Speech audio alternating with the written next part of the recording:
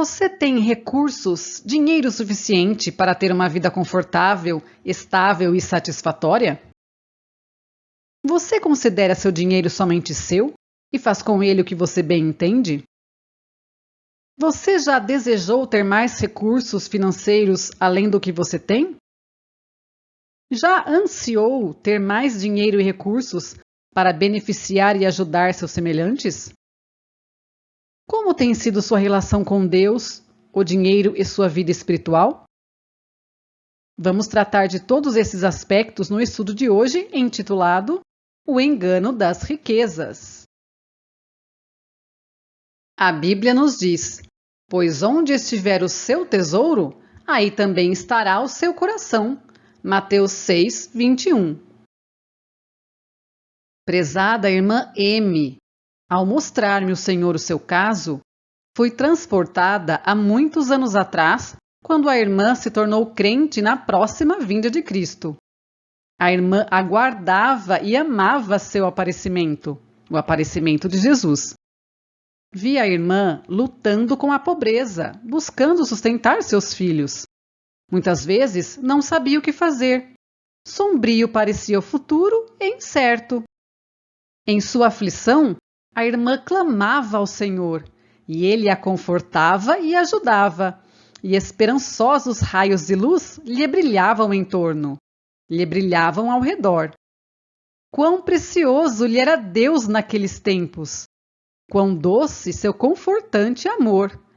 A irmã sentia possuir no céu precioso tesouro.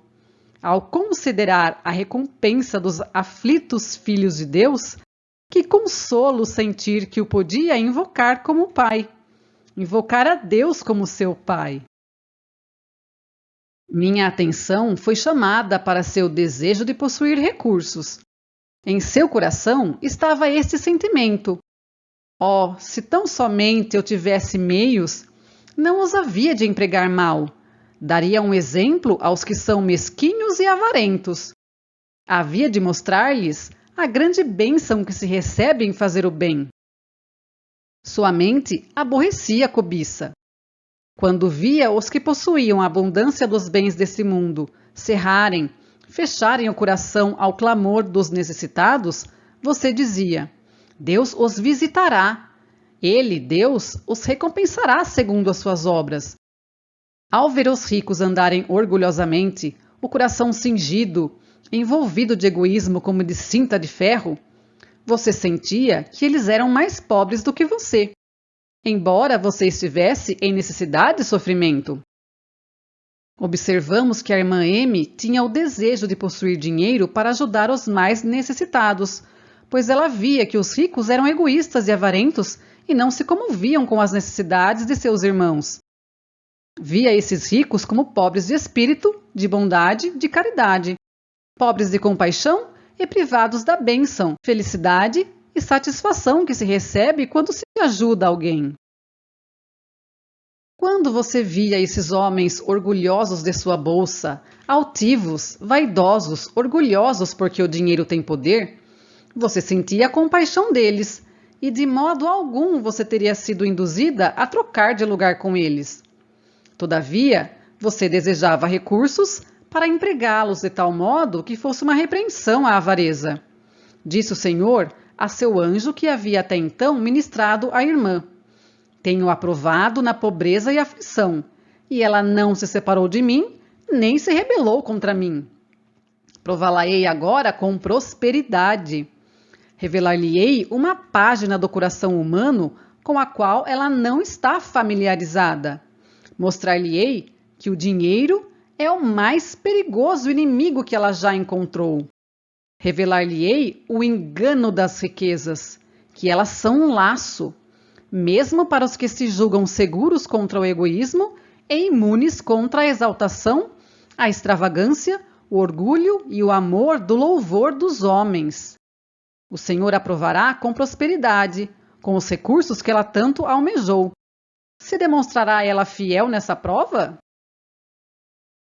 Foi-me mostrado então que se abrira diante de você um caminho para melhorar suas condições de vida e, com o tempo, obter os recursos que julgava estar usando com sabedoria e para a glória de Deus. Quão ansiosamente seu anjo ministrador observava a nova prova para ver como você lhe havia de resistir. Ao lhe chegarem os meios, recursos às mãos, vi você gradual e quase imperceptivelmente se separando de Deus. Os recursos a você confiados eram gastos para benefício próprio, para rodeá-la das boas coisas desta vida. Vi os anjos contemplando-a com piedosa tristeza, o rosto meio desviado, indispostos a deixá-la. A presença deles, porém, não era percebida, e você se conduzia sem dar atenção ao seu anjo da guarda, e à sua presença e atuação. Que pena! Julgou seus irmãos ricos e foi seguindo no mesmo caminho. Que laço! Em sua prosperidade, você não cumpriu as resoluções tomadas na adversidade. O engano das riquezas desviou-a de seus propósitos. Aumentaram-se-lhe os cuidados, os afazeres, as ocupações e preocupações. Sua influência ampliou-se. Ao apreciarem os aflitos o alívio a seus sofrimentos, glorificavam-na. E você aprendeu a amar o louvor vindo dos lábios de pobres mortais. Encontrava-se em uma cidade popular e julgou necessário para o êxito de seus negócios, bem como para manter sua influência, que seu ambiente estivesse de algum modo em harmonia com suas ocupações. Mas você levou as coisas demasiado longe. Foi muito influenciada pelas opiniões e julgamento dos outros, e gastou dinheiro desnecessariamente, só para satisfazer a concupiscência dos olhos e a soberba da vida. 1 João 2,16. Você se esqueceu que estava manejando o dinheiro de seu senhor, gastando recursos unicamente de modo a fomentar, a estimular a vaidade. Você não considerou que o anjo relator estava fazendo um registro do qual você havia de se envergonhar quando se deparasse novamente com ele. Disse o anjo, apontando para você. Você glorificou a si mesma, mas não engrandeceu a Deus. Chegou mesmo a gloriar-se em poder comprar tais coisas. Sua fé e simples confiança em Deus começou a desaparecer assim que os recursos começaram a fluir. Você não se apartou de Deus repentinamente. Sua apostasia foi gradual. Deixou a devoção matinal e vespertina, porque nem sempre era conveniente. Observamos que um passo foi seguido de outro. Primeiro, ela usou os recursos para benefício próprio, com vaidade e futilidades. Depois, esqueceu-se que estava lidando com o dinheiro de Deus, pois somos mordomos dele, e em seguida, deixou sua devoção da manhã e da noite, e assim foi distanciando de Deus, se apostatando. A esposa de seu filho causou a você provações de caráter peculiar, específico e ofensivo que tiveram sobre você considerável influência em desanimá-la de continuar com as devoções de família. Sua casa ficou destituída de orações, ficou privada de orações. Seus negócios ficaram em primeiro lugar. E o Senhor e sua verdade tornaram-se secundários. Volva o olhar aos dias de sua primeira experiência cristã. Teriam então essas provações levado você a afastar-se do culto de família?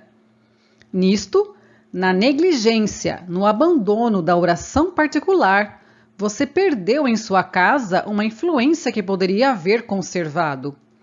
Era seu dever reconhecer a Deus na família, a despeito das consequências. Suas petições, seus pedidos, deveriam ter sido feitas a Deus pela manhã e ao entardecer. Vemos que, além de não realizar mais as devoções com a família, também houve a negligência com a oração particular, a oração pessoal, deixando Deus para segundo plano e seus negócios financeiros em primeiro lugar. Você devia ter sido como sacerdotisa de sua família, confessando os seus pecados e os de seus filhos. Houvesse você sido fiel, e Deus, que fora seu guia, não a teria abandonado a seu próprio entendimento. Gastaram-se desnecessariamente recursos para a ostentação. A irmã se entristecera profundamente por causa desse pecado em outros. E enquanto assim empregava os recursos, estava roubando a Deus. Então o Senhor disse: Eu espalharei, permitirei que por algum tempo ela ande em seus próprios caminhos. Cegarei o discernimento e removerei a sabedoria. Mostrar-lhe-ei que sua força é fraqueza e sua sabedoria é loucura. Humilhá-la-ei e abrir-lhe-ei os olhos para ver quão longe se afastou de mim. Deus então permitiria que ela, por sua escolha, seguisse seus próprios caminhos, e por meio de seu poder e sabedoria, conduziria essa irmã a cair em si e enxergar quão longe estava de Deus. Se então ela não voltar para mim de todo o coração e me reconhecer em todos os seus caminhos, minha mão espalhará, e o orgulho da mãe e dos filhos será abatido, e terão novamente por sorte a pobreza. Meu nome será exaltado. A arrogância do homem será abatida, e seu orgulho, sua altivez, será humilhada. Isaías 2:17. Veja que se ela não se voltasse para Deus, ele retiraria a bênção da prosperidade, e ela se tornaria pobre novamente. Em sua experiência anterior, o Senhor lhe comunicou talentos de influência, mas não lhe deu o talento de recursos e, portanto, não esperava que você, em sua pobreza, doasse aquilo que não tinha. Como a viúva, você deu aquilo que podia. Se bem que houvesse considerado as próprias circunstâncias, ter-se-ia sentido dispensada de fazer mesmo o que fez. Em sua doença, Deus não exigiu de você aquela ativa energia de que a enfermidade a tinha privado. Embora você ficasse limitada em sua influência e em seus recursos, Deus aceitou seus esforços para fazer o bem e promover sua causa segundo o que você possuía, e não segundo o que você não tinha. O Senhor não despreza a mais humilde oferta, dada com prontidão e sinceridade. Você possui um temperamento ardente. O zelo em uma boa causa é digno de louvor. Em suas primeiras provas e perplexidades, você estava obtendo uma experiência que seria proveitosa a outros. Você era zelosa no serviço de Deus. Aprazia-lhe apresentar as evidências de nossa fé aos que não criam na verdade presente. Você podia falar com firmeza, pois essas coisas eram para você uma realidade. A verdade era uma parte de seu ser, e os que lhe ouviam os fervorosos apelos não tinham dúvida de sua sinceridade, mas ficavam convencidos de que essas coisas eram assim. Na providência de Deus, sua influência tem se ampliado. E em acréscimo a isto, Deus achou por bem prová-la dando-lhe talentos de recursos. Encontra-se você assim sob dupla responsabilidade. Quando sua condição na vida começou a melhorar, você disse: assim que eu possa ter um lar, farei então donativo à causa de Deus. Mas quando você teve um lar, viu tanta coisa a melhorar para ter ao seu redor tudo conveniente e aprazível, que se esqueceu do Senhor e de seus direitos sobre você, e tornou-se menos inclinada a ajudar na causa de Deus do que nos dias de sua pobreza e aflição.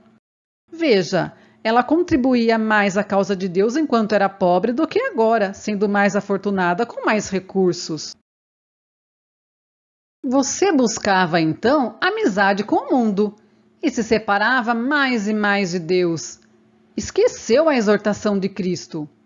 Olhai por vós, não aconteça que os vossos corações se carreguem de glutonaria, de embriaguez e dos cuidados da vida, e venha sobre vós de improviso aquele dia. Lucas 21:34. Aquele, pois, que cuida estar em pé, olhe que não caia. 1 Coríntios 10:12. Há 3 lemas na vida cristã, os quais precisam ser atendidos, se não queremos que Satanás venha furtivamente sobre nós. Ei-los: vigiar, orar e trabalhar. Para o progresso na vida religiosa é necessário orar e vigiar. Nunca houve em sua história tempo mais importante que o atual. Sua única segurança é viver como um vigia. Aqui temos 3 lemas, 3 instruções importantes, primordiais para a vida de todo cristão: vigiar, orar e trabalhar. Não podemos negligenciar e descuidar desses pontos sem risco sério para a nossa vida. Vigie e ore sempre. Que preventivo contra a tentação, contra o cair nas armadilhas do mundo. Quão zelosamente deveria você haver trabalhado nos últimos anos, quando sua influência era ampla. Prezada irmã, o louvor dos homens e a lisonja corrente no mundo têm tido sobre você maior influência do que tem percebido.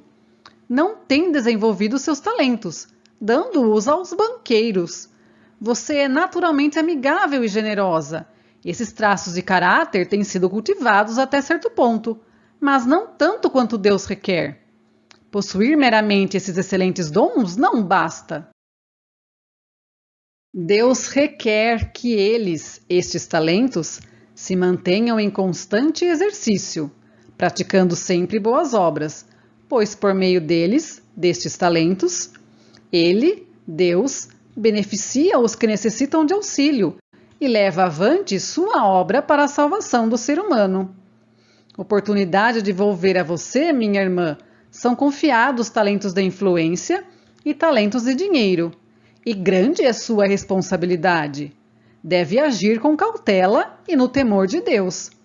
Sua sabedoria é fraqueza, mas a sabedoria do alto é força.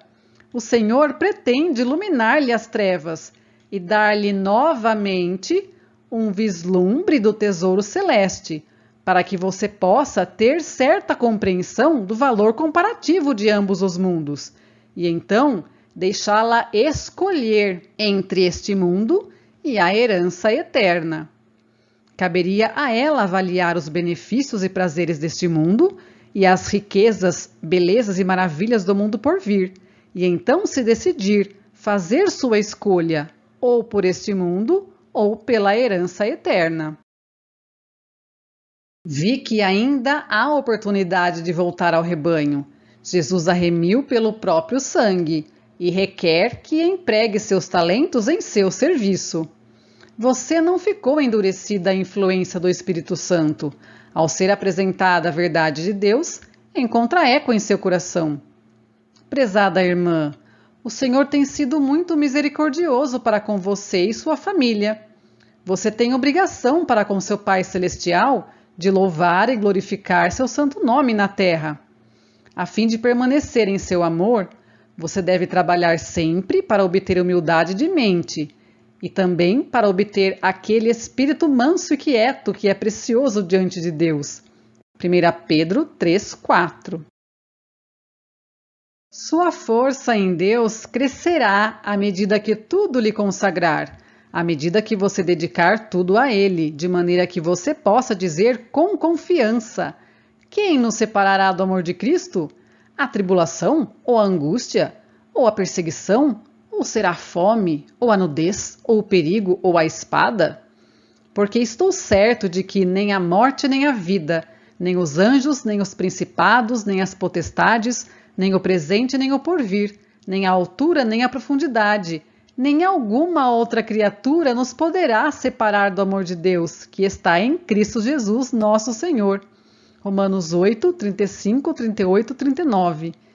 Que nós, como candidatos à vida eterna, candidatos à coroa celestial, estejamos sempre atentos, alertas, vigiando e orando sempre, para empregarmos os talentos na causa de Deus, nos consagrando a nós, nossa família e tudo o que temos a Ele, para usufruir por completo de suas graças, seu auxílio, seu amor e terno cuidado. Amém. E o texto se encontra no livro Testemunhos Seletos, volume 1, das páginas 247 a 252. No formato em PDF, está das páginas 229 a 234, sob o capítulo O Engano das Riquezas. Deus abençoe a todos. Vamos aprender mais sobre outros assuntos? Sugerimos os vídeos abaixo.